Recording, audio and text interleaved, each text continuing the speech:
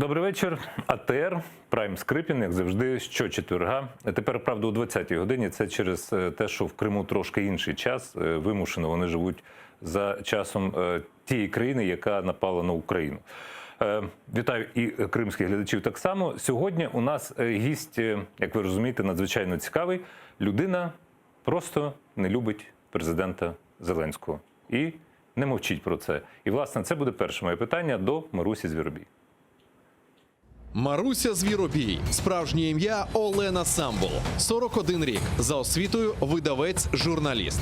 До подій на Майдані займалася приватним підприємництвом у сфері реклами та дизайну. Під час Революції Гідності стала волонтеркою. Очолювала 11-й батальйон добровольчого українського корпусу «Правий сектор» у Києві та Київській області.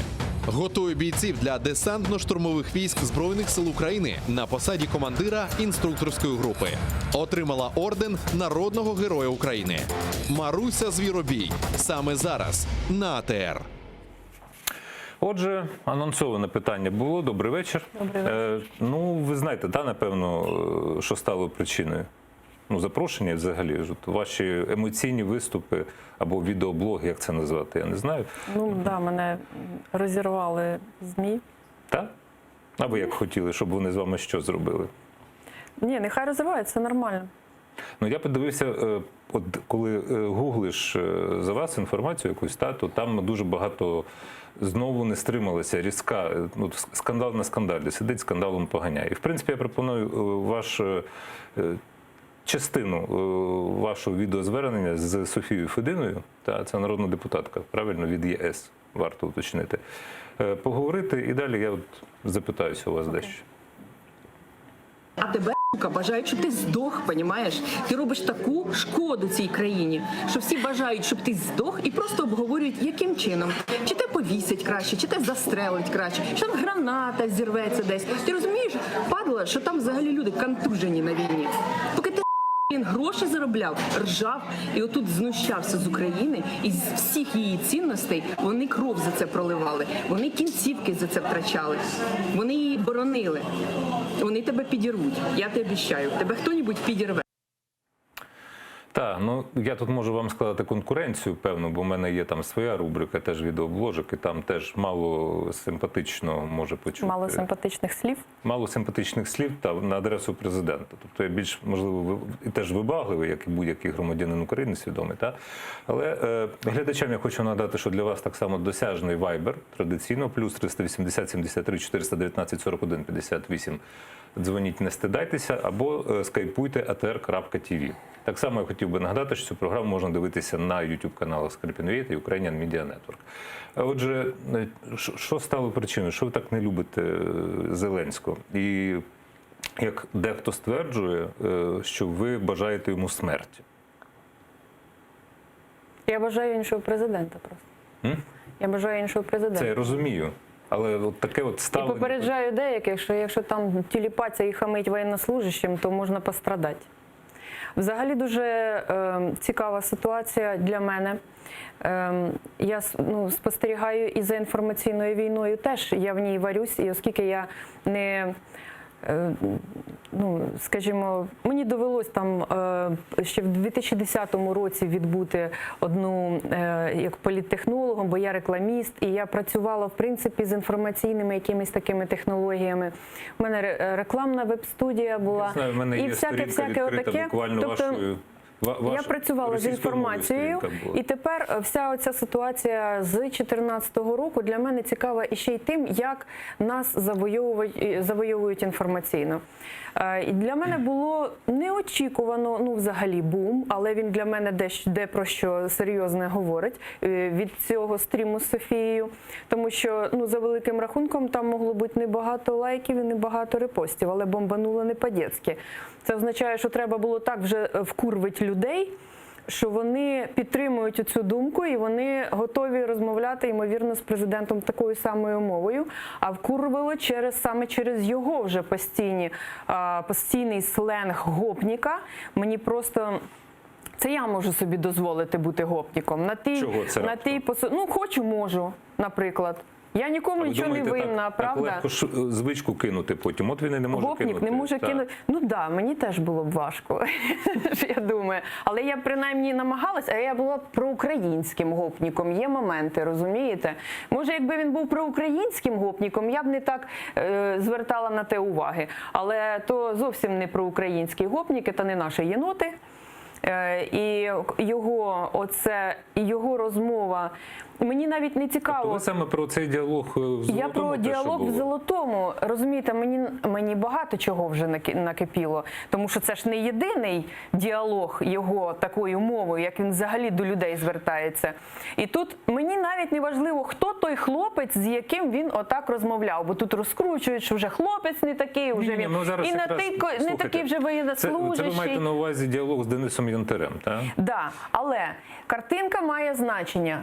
Ти знаходишся в зоні бойових дій. Біля тебе Бачите, сидять ви не можете військові. слова добрати, що це, тому що звикли АТО, ООС. А ви тепер в зоні бойових дій. Для мене я військовослужбовець ще, розумієте? Я волонтер на контракті. Це зона бойових дій для мене. Для мене ці слова не пусті. Я знаю, що це означає. Це означає, що там броніки, каски, весь набор, обстрілювання постійно, і він сидить. І він на цій картинці він показує людям, показує, як він буде розмовляти з захисниками нашої Можемо вітчизни. подивитися цей фрагмент, він у нас є. Боль моя.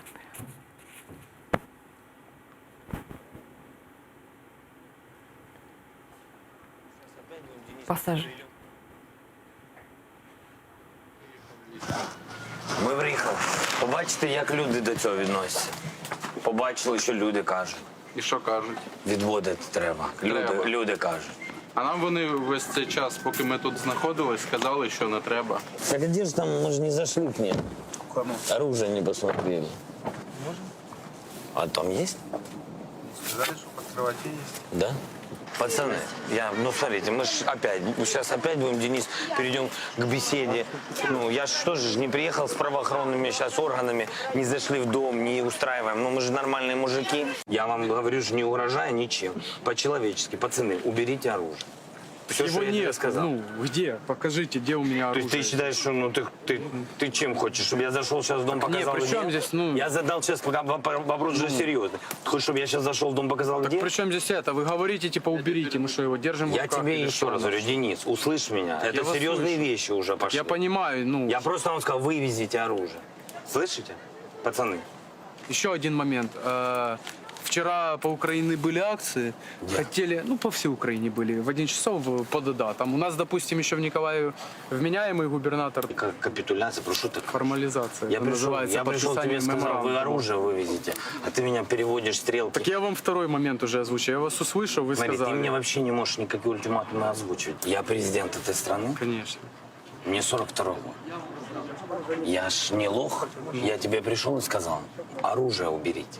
А ты меня не переводи на акции. Що смієтесь? Це неможливо сприймати серйозно, неможливо Чому? просто. Якщо це сприймати серйозно, можна умом тронутися. Це в моїй країні багато чого з того, що відбувається, і я не можу просто серйозно усвідомлювати, тому що в мене нервова система цього не витримує. У мене істеричний хохот просто вже починається. Я не знаю просто, що з цим недорозумінням робити взагалі. Як з цього недорозуміння зробити щось проукраїнське хоча б. Я не знаю, на що його міняти. Ні, у вас там своя кандидатура є. Я не із знаю. цих, у мене кілька своїх кандидатур є. Я не Я бачив прихильник тільки того. одну. Ви про Забродського? Так. Ну нормально, я за хунту. Якщо він вдруг захоче, він ще не знає просто, а може вже знає, я йому не казала. Що? Може відказатися, я думаю. Так. А може А ви согласитися. за хунту, Смотря, звісно.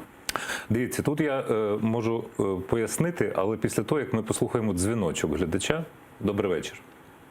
Здравствуйте. Так, будь ласка, питання. Александр, у меня такой вопрос. Вот по вот этой ситуации разговора в Золотом. Вот эти ребята, добровольцы, приехали с оружием. Почему не возникает вопрос, где они его взяли? И законно ли они с этим оружием там находились? И еще один вопрос по поводу отведения войск. Порошенко в 2014 году осенью отвел войска на 30 километров от Луганска, которые стояли на границе Луганска. а потом отвел еще их дальше. И никто никому вопросы не задавал и не называли его там всякими такими словами, как и убивать его никто не собирался. Почули. Ну, можете відповідати. Спочатку про Порошенка відповім. У 2014 році я би теж кіпіш підняла, мене просто там не було. У 2014 році я глибоко зарилась в добровольчий батальйон, і я не мала змоги так слідкувати за всім, як там останні роки, вже трошки простіше. В 2014-му взагалі у нас не було досвіду ніякого. Я зараз кіпішую, тому що я 6 років виросла там, я розумію вже, які у нас були помилки, як то все важко давалося, скільки людей похоронили. І тому я так зараз на це реагую. В 2014-му що? Ми забрали пацанов, знайшли інструкторів, забурились, ми взагалі на цьому не розумілись. Коли анексія Криму була, це...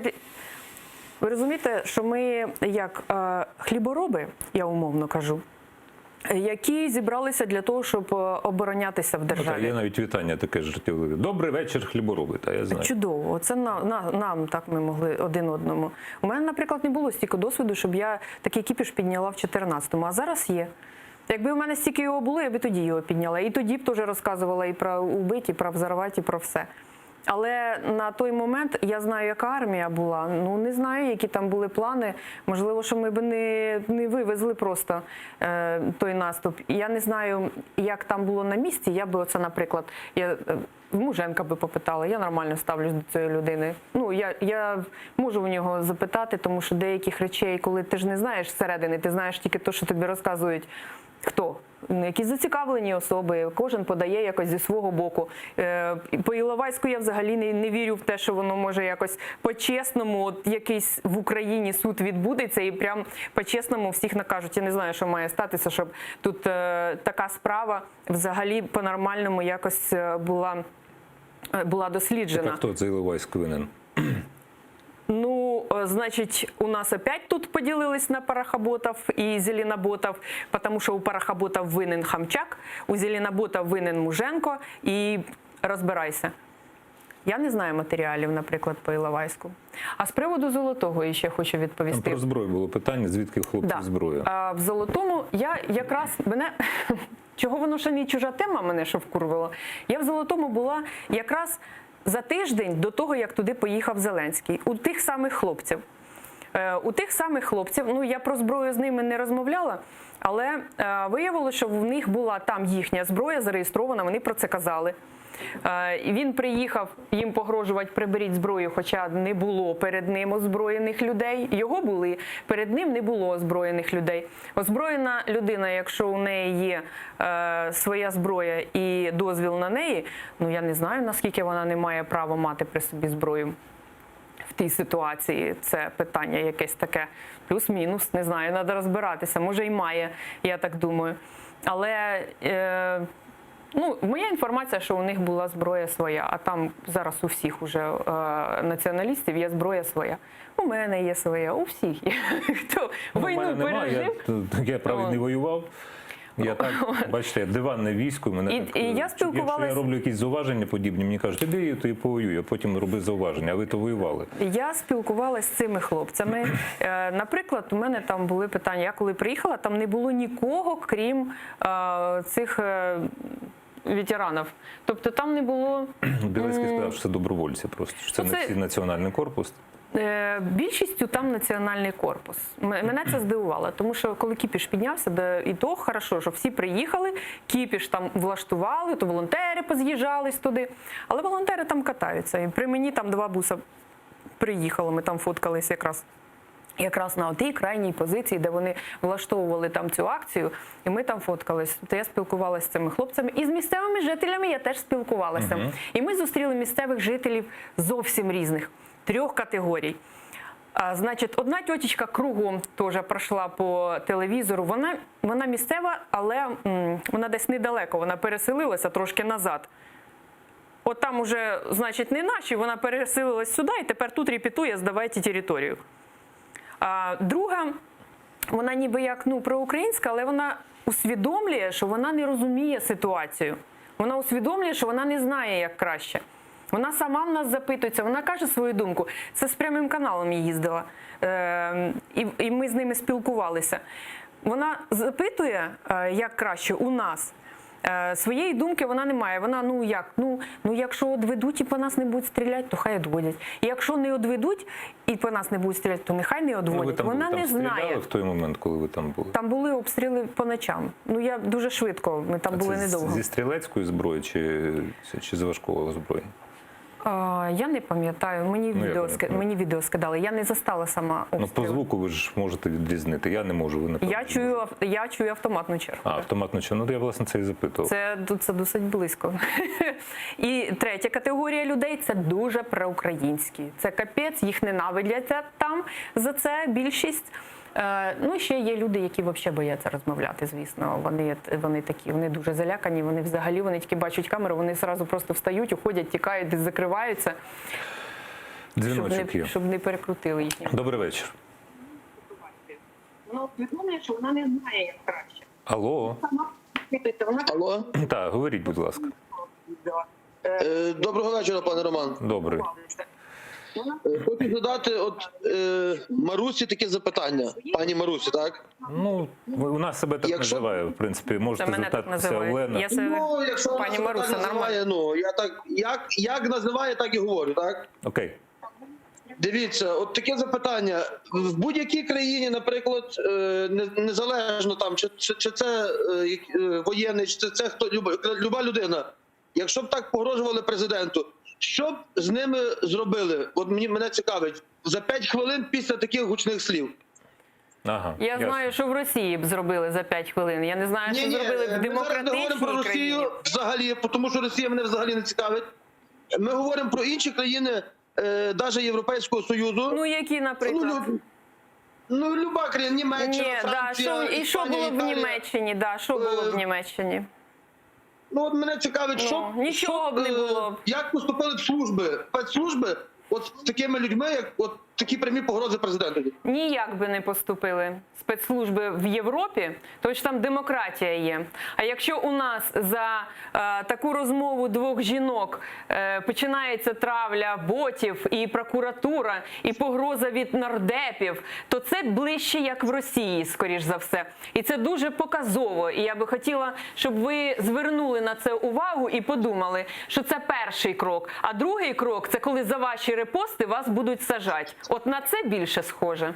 А скажіть, от як сприймати ваші слова, в принципі, це погроза Зеленському? Чи... Хай сприймають, як хочуть. От як ти сприймаєш? Як ви трактуєте? Ілі на ви. Мені все, як скажеш. Як хочете, можете на ви, на ти. Я трошки старший за вас, трошки. Наскільки? На 5 років. Багато. Багато? Це трошки. Дивіться, є просто реакція, скажімо, колишнього народного депутата Ігоря Мосійчука. От з самого ранку розмірковую над відеострімом для 2 мадам. І ось що я надумав. Сьогодні померла Маруся Звіробій, а натомість знову народилася Олена Самбул. Тобто це ваше справжнє ім'я і прізвище. Яку я знав давно і не один рік, як типову представницю так званих васильківських аристократів. А які ще вчора свиням хвости крутили у випадку Марусі Олени, візитки друкувала та адмініструвала сайт селища Калинівка Васильківського району на Київщині, а зараз позиціонують себе як бомонд і майже національну еліту. Федина як Федина. Галицька хабалка. Одним словом, яка заведена Петром в український парламент, такі хабалки є в «Слузі народу», їхня наявність в парламенті ганьба країни. Що ж до відео цих 2 мадам, то воно однозначно має на меті спровокувати владу і потім вийти на всю країну про репресії проти відомих жінок-волонтерів. Такий собі дешевий водевіль від Олексєєвича, який, не маючи жодного відношення до ветеранів в Золотому, вирішив хайпонути низько і аморально. Відреагувати на цей базар-вокзал має не влада, а справжня українська культурна еліта. Це яка? Масійчук, наприклад? Я не знаю. Масійчук, який мені погрожував іще... Який це був рік, зараз скажу? 2011 рік. Він мені особисто дзвонив і погрожував по телефону, що він замочить мій бізнес. Він разом з Іващенком, який був мером Василькова, розкрадав отам землі. І ще будучи, що він примазався до Азова, Азов від нього сам відхрестився вчасно, хоча навіть не вчасно, мог би і раніше відхреститися. І весь Васильків знає, що це за моральна еліта Масійчук, якщо ж комусь в Україні не зрозуміло, що це за моральна еліта. Якщо Мосійчук, Дубінський, Шарій, Росія, оце ці чотири категорії проти мене і Федини, для мене це значить все просто. Це означає, що все правильно ми зробили, по-перше. По-друге, Петро Олексійович сам був літературною в шоці, я думаю, тому що, як би Петро Олексійович тут ні до чого, ми з Фединою можемо без Петра Олексійовича сісти і нормально шухеру навести, як показала практика. І ще такий момент, я, в принципі, без нікого можу навести шухеру. Ну, єдине, що це, ну, колись виходить, колись не виходить. Просто я можу емоційно висловитись, я ніколи не боюсь висловлюватися. І якщо мене вкурвить, то починають люди репости просто робити. А от така еліта, умовно, як оте Мосійчук, починає складати заговори, там, Ну, дивіться. Починаючи від заговорів про порошенківських, Мосійчукових, і закінчуючи заговорів про ФСБ від якихось до речі, перші, коли боти включилися, це було дуже помітно. Перша інформація, яка з'явилася, це була та інформація, якою мене мочили російські і ще в 2014 році. Щоб героїня передачі Скабєєвої, то так.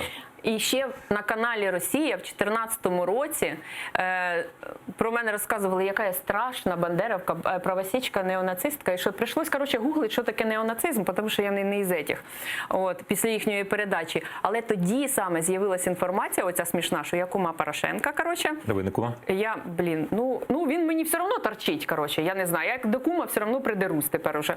Значить, що Так, він кум чи не кум? Ну він не кум. Я не знаю, ну ви ж, мабуть, знаєте, що по некоторим даним він кум. А, ви в цьому плані. Кума Порошенка отжала дом Пшонки, оцей бред, він ходив в 2014 году. І що мені думать, коли зараз за Зеленського включається та сама інформація, а ми тоді з Кацапом воювали, тоді не було ботів Коломойського, який воював проти нас. І зараз піднімаються кацапські ботаферми. Що я должна думати тепер про свого президента? Це мій особистий доказ його причетності до Російської Федерації. Я і так його не любила, а після цього... Ну, те, що ви його не любите, це я знаю. Є два дзвіночка у нас. Добрий вечір. Я коли встигну поставити свої питання чи ні? Добрий вечір. Алло. Алло. Алло, так. Алло. Так, говоріть. Да, добрий вечір. Будь ласка, говоріть. Добрий вечір. Мене звати Сергій, то місто Рівне вас турбує. Дуже цікавий діалог. Ось, хочу задати... Алло, так, чути мене? Говоріть, ми вас слухаємо, ну, не перебиваємо. Питання. Хочу задати два коротеньких питання Марусі. Ну, вони фактично якби зливаються в одне загальне. Перше питання стосується тих фактів, які були наведені. Це розкрадання в Укроборонпромі за часів президентства Порошенка. І друге питання стосовно корупції за президентства Порошенка, яка була доведена фактично і судами, там, іншими правоохоронними органами. Чи це не вважає Маруся злочином? Відповідальністю самого президента, чи готова вона була би мочити, як вона висунулась на адресу Зеленського, то чи Порошенка вона б готова була мочити за ці злочини? Так, я записав ваші два питання, оскільки у нас два дзвінка, то далі наступний, і потім вже буду ставити ваші питання від глядачів. Алло. Алло. Так, добрий вечір. Да, добрий вечір. Будь ласка. У мене не питання. Добрий вечір, пані Марусі, пані Роман. Я хочу виказати повну підтримку тому, що сказала пані Маруся. Сказала вона все дотепно, все правильно. Вона попередила нашого президента, що треба поводити себе з бійцями, з добровольцями так, як чинно потрібно шанувати цих людей, які кладуть своє життя. Це... І попередила його, що якщо він буде так вести собі, то може статися що завгодно. Ніякої погрози в цих словах я не бачу. Я почув. І я вважаю, що це висловлюю думку мільйонів українців, Добре. які не хочуть цієї капітуляції і дивитися загравати з цим Путіним. Ясно. Дуже вам дякую за вашу громадську позицію. Дякую. Ви знаєте, от попередні, дякуємо вам. От попередній глядач, який подзвонив, я хотів от запитати після того, що ви про Зеленського постійно, так, я вже зрозумів, нема любові, нема сприйняття і так далі. До Олексійовича, тобто до Петра Олексійовича, яке у вас ставлення? А з Петром Олексійовичем теж важко було. Петра Олексійовича, якщо підняти мої, зараз багато Боже, капнули, прям там, ще в мене в Фейсбуку не було, туди капнули, откуда фотки викопали, я реконструктором була в військово-історичному клубі. Ну, є ця фотка.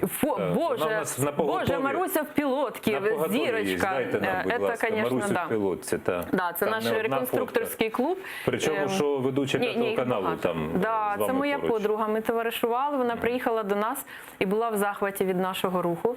Багато реконструкторів наших пішли на війну, до речі, але не всі змогли повернутися. Я не можу повернутися в цей рух. Більше у мене змінилось зовсім ставлення до пілоток, до форми.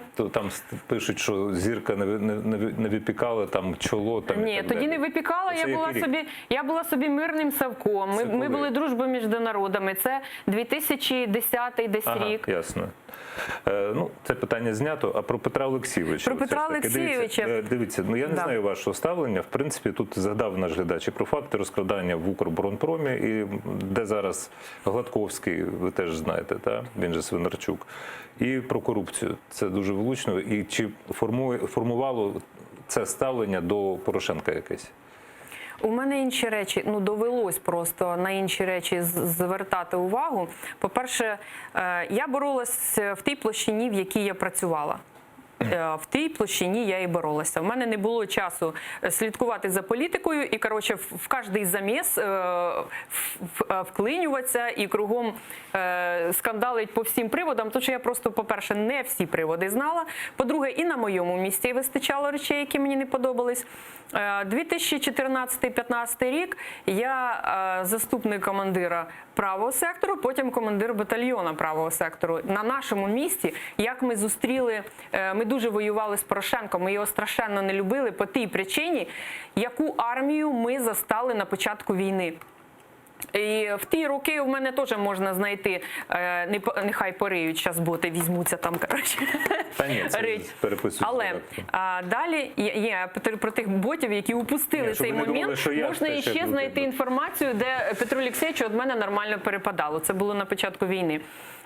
Потім, значить, іще до контракту, у 2015 році я почала співпрацювати, і ми почали готувати в 79-ту бригаду бойців на нашому добровольчому полігоні. Тобто, виходить, ми були як волонтери-інструктори і працювали з Максимом Миргородським і стали ближче до армії. Стали спостерігати. І от в тому 15-му році у мене є фільм чудовий, ми зробили такий, у нас була поїздка до наших бійців, і я тоді вперше побачила талани, берці. Нові оці коричневі, модні. Це ми вже рік як воюємо, більше, 1,5 року, по-моєму. А Бірюков, він оці всі новинки, він на 79-ку кидав, і вони всі, значить, тестували ці всі новинки армійські. І я пам'ятаю, ми привозимо іще, Боже, ми возили все, форму, берці, господі, труси, носки, їжу, все, я ж ще і цей волонтер теж. То ми тут тренуємо, тут же купуємо і броніки, каски, і все просто, все треба було, ви знаєте. Я пам'ятаю, я думаю, що багато хто пам'ятає. І от, всередині 15-го чи десь уже ближче, це осінь, здається, була. Ми приїжджаємо, а на хлопцях оці талани. Такі грязюка була, і вони видно, але я дивлюсь, це дуже крута була взуття.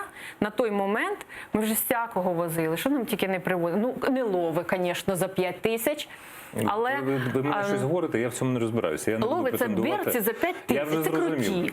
А талани – це розробка, яку тоді, коли ми на хлопцях побачили, і командир їх каже, який наш добровольчий, він каже, а що це таке? Що за мода? А чому в мене такого немає? Ми ж обмінюємося, там, знаєте, ми їм привозимо, вони нам щось дають. Він каже, це Збройні сили таке нам будуть видавати, це типу така розробка. Ми такі, да ладно, це розробка, це космос.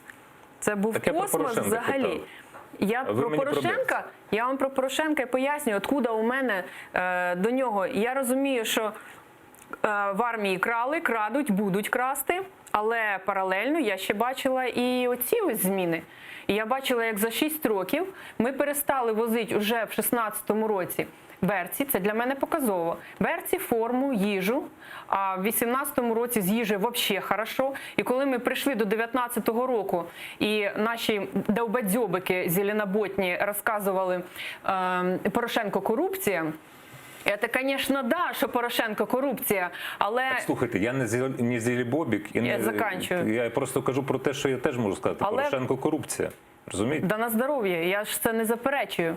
Але він говорить про це і їсть. Йому привозять апельсини, мандарини, це ось на Новий рік. Після Нового року я була в листопад-грудні ми заїхали на Маріупольський напрямок, і я виїхала оттуда в травні. Ми там провели йогурти, ковбаси, бекон, сири. Це не тому, що там я, це так нас кормили. І от з одного боку армія, яка піднялася, а з другого боку корупція є. І треба розуміти, що є два ці напрямки, я їх бачу. І там, де корупція, ну я в Укроборонпромі там лічно не сижу, але я вірю, що воно є. Ну, якщо зробили... Ну, для мене це логічно, я ж в Україні живу, я взагалі вірю, що тут крадуть. Я розумію, що це є. З іншого боку, я бачу армію, яку підняли. Як мені це сприймати? Я сприймаю, об'єктивну реальність треба сприймати. Я об'єктивно сприймаю і перше, і друге. Слухайте, те, що якщо держава починає виконувати те, що вона мала пробити весь час, та, ну, тобто забезпечувати армію, скажімо, це робота. І на цю роботу так країна наймає собі менеджера у вигляді президента, який потім, ну, і Верховну Раду наймає, потім та визначає уряд, який має дбати за це. Це не є якесь досягнення насправді. Це їхній просто обов'язок, це їхня робота. Да, ну чогось попередні не робили цю роботу. Це ви доЯнуковича. Ви ж Ні, розумієте? тобто можна було робити, а можна було не робити. Ну, Отсюда ви питання. ж Якщо розумієте, людина що- хоче здати країну, навіщо їй піднімати армію? Так, правильно, я хотів би вам нагадати, що у нас і міністр оборони був з російським паспортом, якщо ви забули. Ну так зачем вони армію піднімали? СБУ керував людина з російським паспортом. Оцей Для прийшов, чого? все понятно. Він Як прийшов, вам пояснити? реформу харчування зупинили, дуже багато демотивуючих факторів зараз в армії з приходом Зеленського. Демотивуючих навіть тих людей, які за нього голосували. І один із найбільш демотивуючих – це якраз оця політика миротворення умовного, яку він проводить. А чому ж тоді у нас війна, ну, називається то АТО, то ООС тепер? Ну, по-перше, я не із тої площини, яка там добре в цьому розбирається. На своєму місці я спостерігаю, от ми тут працюємо з бойцями, а от там іде якась робота з міжнародними цими дипломатичними іграми. Як я дивлюсь, ну, які у нас? Томос – це хорошо? Хорошо, Томос? Чого мене питаєте? Ну, як ви думаєте? От для мене Томос, для мене, наприклад, я атеїст. Я належу до тієї церкви, якій Томос не потрібен. Я атеїст, і я Томос підтримую по тій причині, що це всенародне визнання російської церкви просто гопниками і сектою. Ну, це для мене, оця фішка, вона мені максимально приємна просто. Це так посадить на попу вот этот російський заробіток, я раділа, чесно, я просто сміялася. Дивіться, я не знаю, є там дзвіночок? Якщо є, давайте дзвіночок. Немає дзвіночка, так? Алло. Є. Добрий вечір. Добрий вечір. Будь ласка, говоріть. Романе, доброго вечора вам. Так, і вам теж. Ми вже привіталися. Ага. В мене питання до вашої гості. Я би хотів повернутися трошки до початку ефіру. Поки ви тут це все далі розмовляли, я пролистав, включив собі в записі, і, якщо чесно, той перелік фраз, який був застосований до чинного президента, він може подобатись, може не подобатись. Ну, може він лох, може не лох, може пасажир, може не пасажир. Це вже трошки інші справи.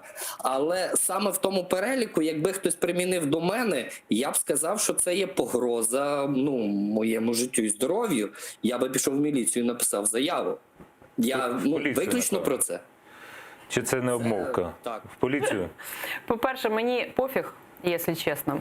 По-друге, якби та тварина приїхала на передову і сказала мені те, що він сказав бойцям, я би все це висказала йому в обличчя. По-третє, я йому можу зараз висказати все це в обличчя в тій самій формі. Тому що якщо воно не вибачиться, а там вибачатися на кілька діб взагалі за все, за що мене вкурвлює цей президент, він буде сидіти, вибачатись кілька діб. Починаючи з його гумору, який був для мене принизливим. І я чогось не подаю на нього в суд, тому що у нас що, демократія? Либо просто, я зараз просто думаю, що це моє недопрацювання, тому що може навіть уже й пора.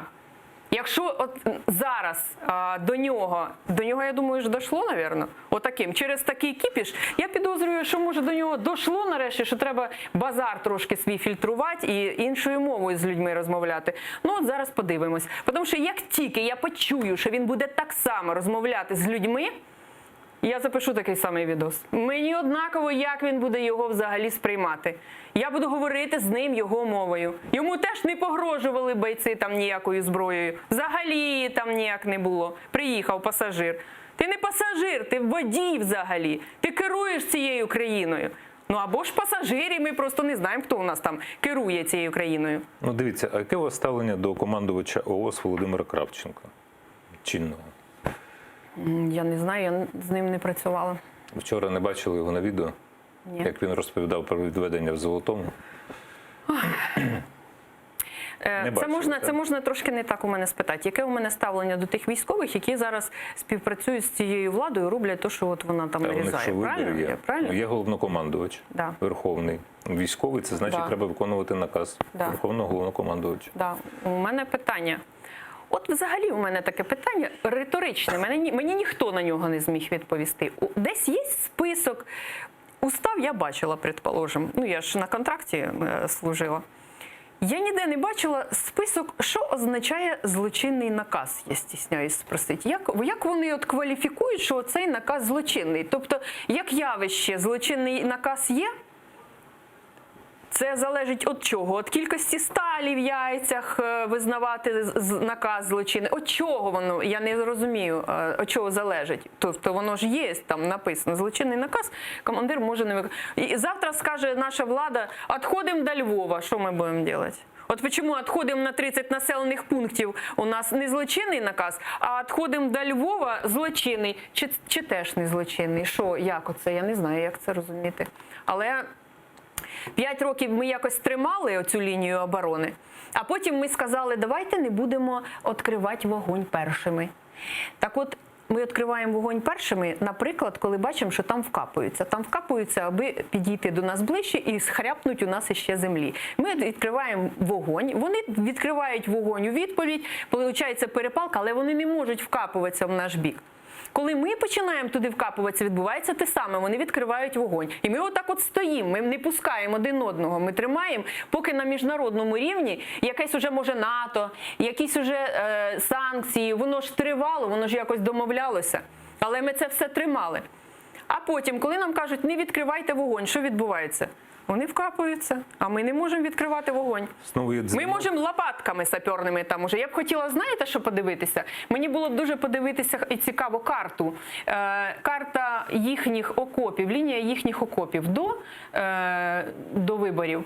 І лінія їхніх окопів зараз, коли ми не відкриваємо вогонь. От якщо в кого є, скиньте мені в лічку, будь ласка. У мене нема.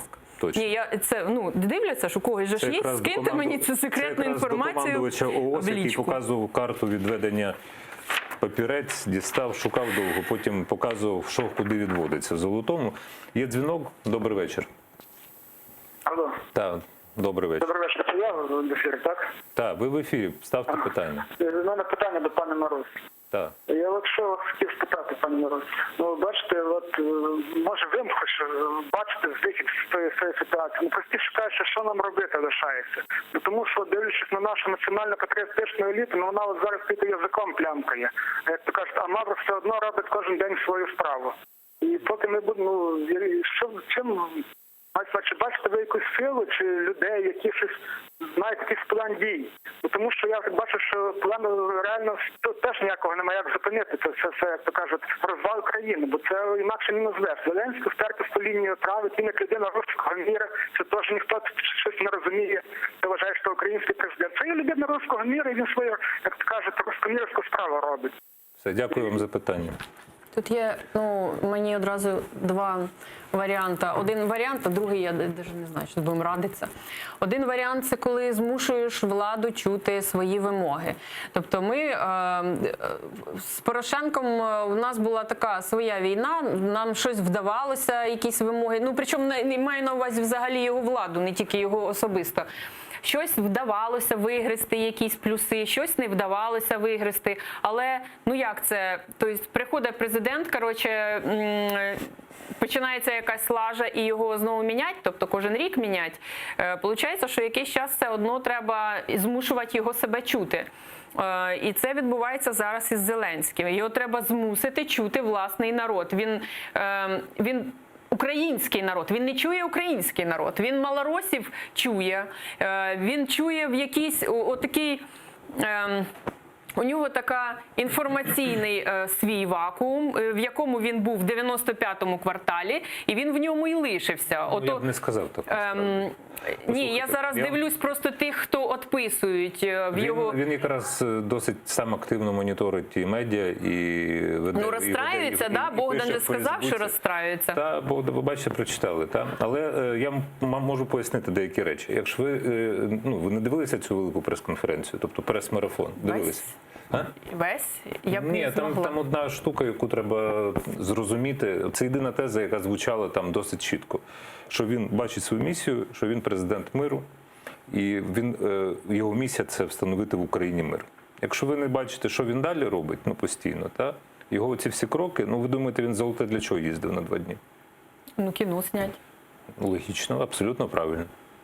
А кому непонятно? Він що, думає, ідіоти всі навколо нього, чи що? От не всі, І розумієте, відведення, воно відбувається навіть попри те, що там все одно стріляють. Хоча казали, що 7 днів має бути тиші. Не було там дня тиші навіть. Дивіться, і відведення відбувається, тому що він показує, що він за мир, він за встановлення миру, йде на певні компроміси, як він вважає. І прагне зустрічі в нормандському форматі. І що? Як? Це ж зусилля до миру, розумієте? Це користується попитом у його електорату, в тому числі. Так, це я розумію. Я так само розумію, що сіру зону ми не повернемо просто. Він здає людей. Нехай маму здасть свою. Я сьогодні виходила вже в одній передачі в ефір, вкурвало мене опять. Здай місто, в якому мама твоя живе. Здай. Що треба робити? І це дурна оця риторика звучить. Ми здамо, якщо не вийде. Ви хоч метр землі намагались повернути. Ви знаєте, скільки це коштує ресурсів, людей? Що треба робити, на вашу думку? От з цією лінією, з лінією фронту. Що там треба зробити? Лінія фронту вирішується на міжнародній арені. Це дуже відчувалося там, коли попередники, його там рубилися. Є певна лексика, так? Да. От міжнародна зараз спільнота, я ж вас запитав, чому у нас АТО і ООС? Починає дружити з Путіним, як я дивлюсь. Ні, тому що це називається лінія зіткнення. Це не лінія фронту у нас навіть називається. Зрозумійте, це різна лексика. Про міжнародну спільноту. Так, тому що їм ніхто не сказав, що це лінія фронту. Знаєте, ще є такий термін не війна, а конфлікт на сході України. Я пам'ятаю ті часи, коли спочатку вони турбувались, а потім почали санкції вводити. Це дуже така робота, яка розтягнулася на роки. Так, ліпше б... Ні, так а який у нас вибір? Добре, зараз ми прибираємо роботу, так як це не ми прибираємо, це вся дипломатія Зеленського зараз завалила, зараз нас просто ржуть на міжнародному рівні. І вся робота, яка там була побудована, вона зараз просто множиться на 0. Значить, помножили на 0 роботу на міжнародному рівні. Що ми робимо далі? Ми 1 на 1 Росію не вивеземо. Це ж очевидно. Тобто ми будемо відступати стільки. Путін, він де должен зупинитися, от як ви думаєте? Я думаю, йому взагалі навіщо зупинятися? Ви знаєте його апетити, де вони були. І ви знаєте термін, який вживає якраз російські засоби масової інформації, якщо їх так можна назвати, що це конфлікт на юго-востокі України. Навіщо Путіну зупинятися, якщо ми от розступаємося, бери, заходь, бери, що Що хочеш. треба робити в Золотому? Окей, не відводити, так? Де ніде не відводити. Що у вас впало, я перепрошую? Мене зараз, мабуть, буде мучити. Я не знаю. Докрутилися. Давайте я поможу. Давайте я допоможу, я ж знаю. Та давайте я ж допоможу. Все? Ну, буває. Отак от тому чіпляти от ззаду, я всім, я потім вам лайфхак покажу. Бо чіпляю на кишеньку для того, щоб не злетіло. Чути, та, тепер все нормально? Дивіться, і от ми на чому зараз зупинилися? Я От так от, технічно я, так? Да? Технічно, так. Я маю на увазі про те, що там мало б допомагати насправді там відповідно до Будапештського меморандуму. Нам Штати ж зброю не давали за скільки вже часу. Якщо ми були реально беззбройні, країна була без армії, ви це самі говорите. Да. Так що треба робити в Золотому? Наступати треба. Наступати не вийде. А Відступати що, не стояти? можна, ми не повернемо цю територію. Ніколи? Ну, я дивлюсь, що є такі варіанти, мабуть. А коли ми? А Крим ми коли повернемо? А коли? Ми Крим можемо ніколи не повернути. Дивлячись, хто у нас тут, якщо у нас такі президенти і далі будуть, бери, давайте ще 30 населених пунктів. Харків, ну Харків, нехай там, зачем нам Харків? Віддавати. Одеса теж не жалко. Ну, Дивіться. людині нічого не жалко для хорошого дяді Вови. Ви, може, знаєте, що є такий Сергій Сівоха, який, знаєте, який є радником секретаря РНБО.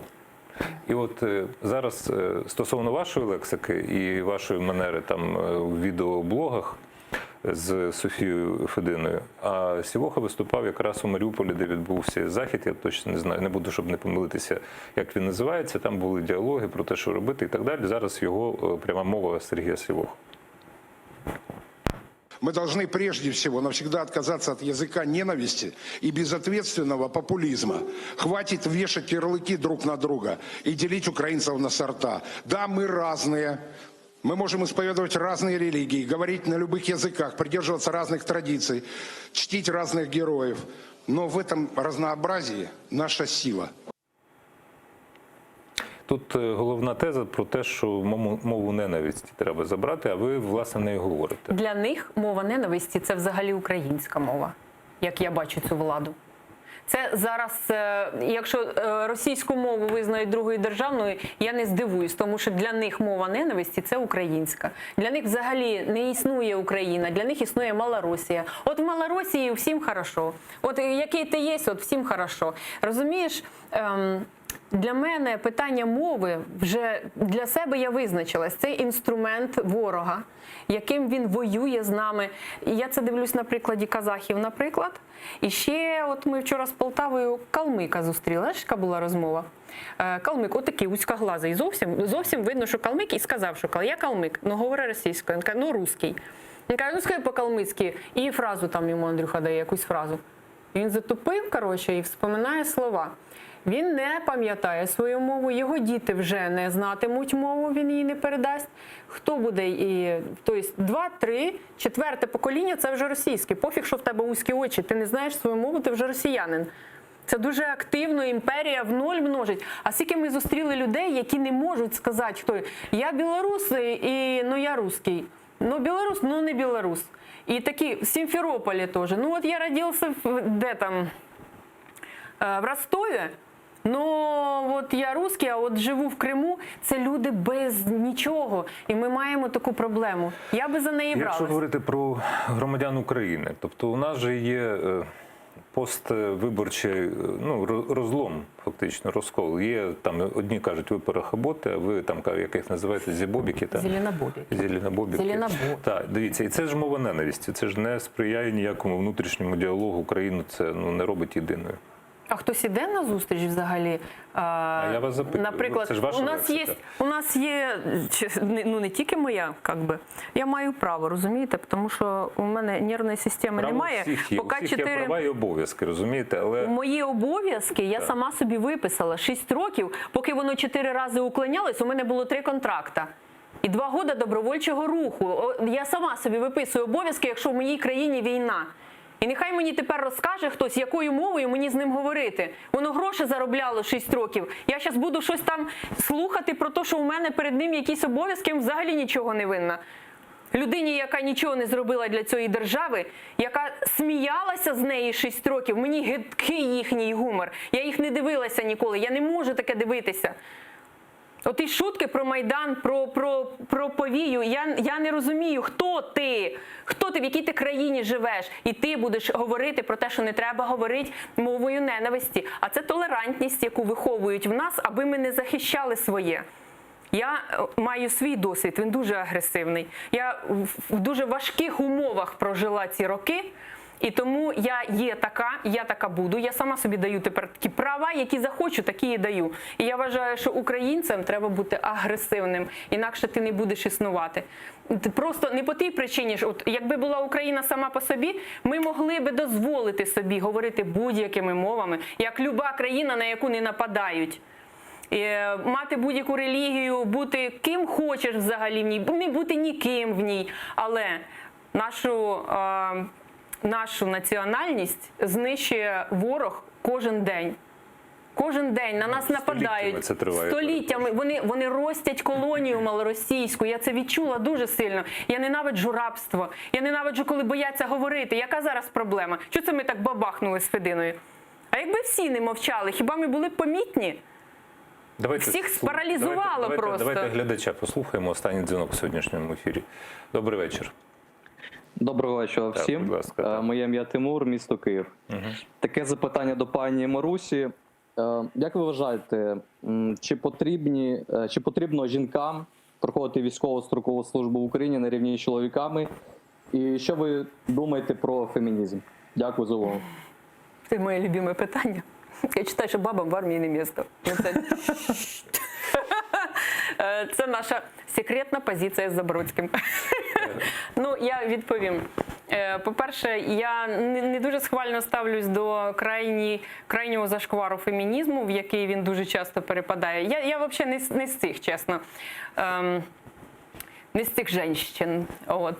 Я можу визнати чоловіка хазяїном мого дому, ну, то треба бути дуже моцним чоловіком, звісно. Ну, ваш чоловік є? Да. Герой України должен бути вдома у кожного. І я за повну мілітаризацію однозначно. Теж виключно через те, що ми маємо Росію під боком. Тобто, якби не було Росії, я просто тепер кругом бачу цього ворога. Я його бачу, я бачу, як він з нами себе веде. Щодня я це бачу. На дітях, які дивляться російськомовний YouTube, і в 5 років вже не знають українською, говорять російською. При україномовних батьках, якщо вони не слідкують, що дивиться дитина. Це в таких дрібницях видно, і це масштаби просто грандіозні. І тому я за те, що мілітаризація, ну, це для мене, це ж моє, це країна моєї мрії.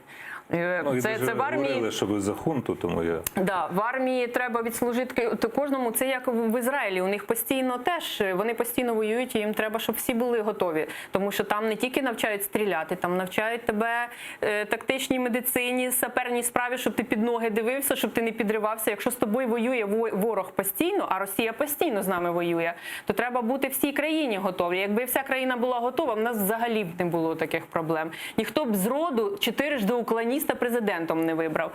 Послухайте, я останнє хотів запитати. Ви ж там, відповідно до біографії, скільки дітей у вас? Не скажу. Я не хочу, щоб знали. Оцю інформацію, що ніхто ніде не треба. Народилася ж там дитина вже є. під час... Маленька є у мене, так. Да. А як звати? Це дівчинка? Да, це у мене просто там немає цих даних немає, мені було цікаво вся ця історія. Маленька є, тому що ми одружилися на початку війни, і народилась моя дитина, але я вибігала, у мене не було декретної відпустки взагалі. Я читав, що ви з пузиком там гасали. Я відбула повністю всю вагітність, вона в мене атошниця, да, Зоряна. Зоряна. Мама назвала, мама поняла, хто буде сидіти з Зоряною, тому що мама мені, вона так і каже, це я не для тебе, це треба в Україні. Тому що, звісно, що куди ж я побіжу, якщо я вдома сяду. Тому я дуже справ зробила багато завдяки тому, що мені є кому допомогти з нею. Ясно. Я вдячний вам за ефір. Бачите, всі питання поставив. Так, Маруся Звіробій, вона ж Олена Самбул, а ви в паспорті ж Олена Самбул, так? Звісно. Ні, дехто знає, ну знаєте такого, як Мустанг був, він же ж поміняв свій паспорт на «Слава Україні». Знаєте. Тому Була така думка. У мене на Марусі Звіробій поміняти. Я поки що вона не закінчилася у мене, можливо. А чому Маруся і чому Звіробій? Це хлопці назвали. Марусею назвали «Козацька сотня» на Майдані. Тому що у нас там Махновський рух один створювався, а в Махновському русі була Олександра Соколовська. В неї дуже цікава історія. Старшого брата – це отаманство. Старшого вбили вороги, а меншого вбили, менший став атаманом, його вбили свої. І зрада була таких масштабів серйозних, що вони обрали їхню сестру меншою, там 16 років, здається, було. Тому що вони більше нікому не могли довірити. Я зрозумів. А Звіробій, тому що я правосек, і правосеки там вирішили, що мені підходить. Ясно. Маруся Звіробій була у нас в програмі «Прайм» Скрипін на АТР. Як зазвичай ми зустрічаємося щочетверга о 20-й тепер. Дякую вам за те, що дивилися. Хочу нагадати, що цю програму так само можна дивитися на YouTube-каналах Скрипін.ua та Ukrainian Media Network. Хорошого вечора. Дякую.